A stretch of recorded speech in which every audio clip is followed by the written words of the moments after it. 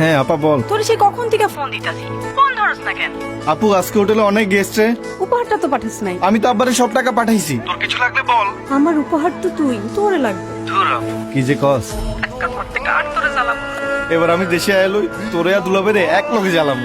তুই কি কাঁদতেছস? আরে না আপা, তোরে আজকে অনেক সুন্দর লাগতেছে রে। শুনছিলাম বাচ্চা হওয়ার সময় 21টা হাড্ডি ভাঙলে যেমন ব্যথা লাগে আর তো বেশি বেশি ব্যথা হবে। তুমি এত ব্যথা সইতেছো আর আমি তোমার পাশে নাই।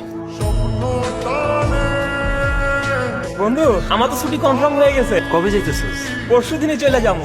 যা রে যা, ঘুরে আয়। ঠিক আছে, থাক তাইলে। আমি বোধহয় সে অবাক ছিলাম যে চাইলেও বাড়ি যেতে পারে না। আম্মা কাগজপত্র সব জমা দিয়ে দিছে, আকামাটা পাইলেই এবার চলে আসবে। তোর মায়া নাই, তোর মায়া নাই।